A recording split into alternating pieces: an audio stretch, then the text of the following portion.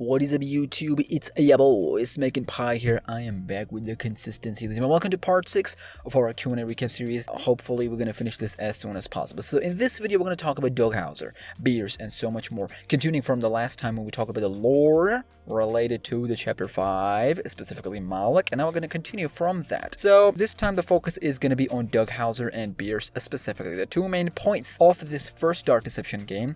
Probably their story will end, most specifically Bierce's story. So, Vince revealed a massive important point. He said that yes, father issues are at hand here, involving the story of Doug Hauser and Tammy Hauser. Abusive father, he said, emotional and physical abuse specifically. He also revealed something very important. He said, here, Doug Hauser has endured abuse, father issues, but then he dished out that abuse. We saw that in terms of Tammy Hauser and whatnot. So he revealed that all of these major sensitive issues will be touched upon in chapter 5. We kind of knew that, but now it is confirmed. It's not something major, like we're not actually gonna go see.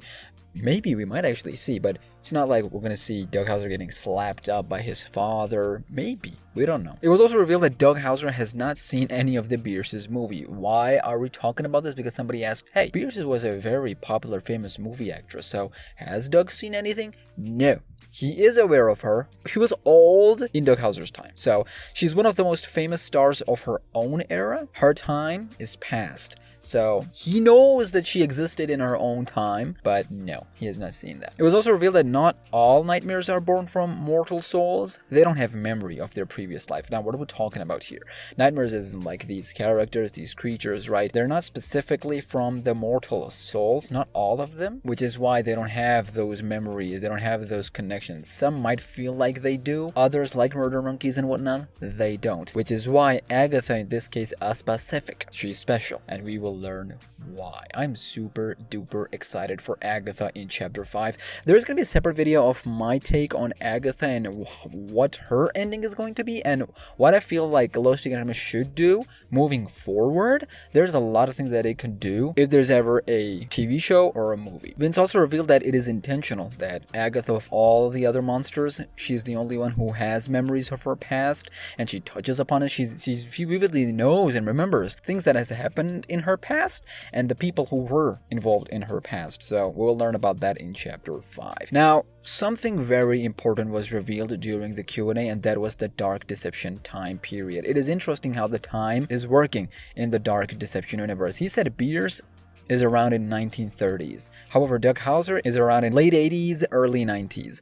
Now, he said passage of time of mortal world is populating Dark Deception world. So, Dark Deception at the moment, the dark realm, the dark world, it has Bierce from 1930s, and it has Doug Hauser from late 80s, early 90s. So, all of these mortal souls, they pass, they bring elements of the real world into this dark realm. So Nightmare World has a different thing related to time. It's not as linear or not as simple as many think. And Vince also touched upon the fact that they want this game specifically to be timeless. So anybody in the future, like 20 years from now, can play this and don't feel, left out and whatnot. So making it a proper timeline is not that big of an important priority for Gloating and I think rightly so. I, kind of didn't want to, because there were a lot of issues when I try to make a timeline, when I try to make a sense, that was before chapter 4.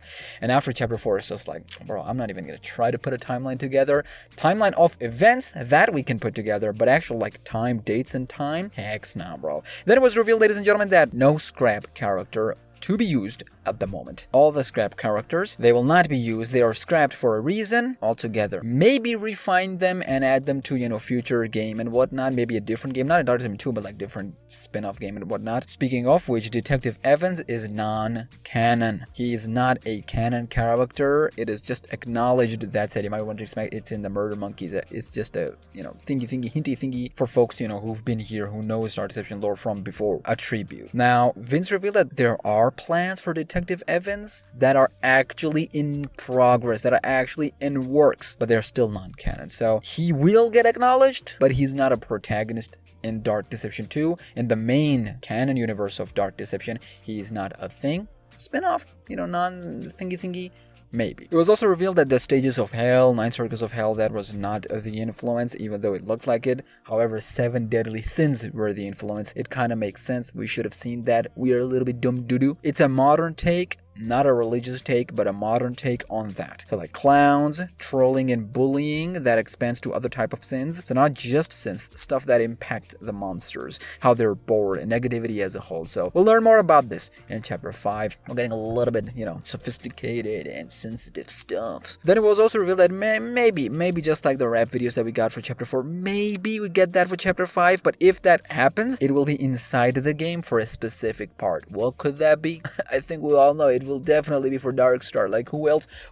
Puppet King ain't gonna go around rapping. Malik isn't gonna go around rapping. Bierce ain't gonna do that. Dughauser ain't got no voice, no vocals for that kind of stuff, so the only thing that remains is for the Darkstar to be doing that. Or Jojo Gang, their raps, they might make a return. And finally, ladies and gentlemen, for the folks who are interested in the gameplay section of chapter 5, yes, unfortunately, there are enemies that will have RNGs attached to them. Yeah, it's gonna be a long day for me personally. All those S-rank videos, specifically the first few, they're gonna be gold, bro. The first few who done the S-rank completely, props to them, bro, because we know the balance patch is not gonna arrive at least a few weeks later. So for the folks who get the S rank, shout out to y'all. I'm gonna do something special, like make a list of something and announce something. Maybe I'll do something related to that, because once chapter 5 is out, I'll be free to I don't even know what kind of content I would make, so I'll do something like that. But Vince reiterated that hey, most of chapter 5 is skill based, so y'all need to be good at game or just get good. Yes, some still RNG, but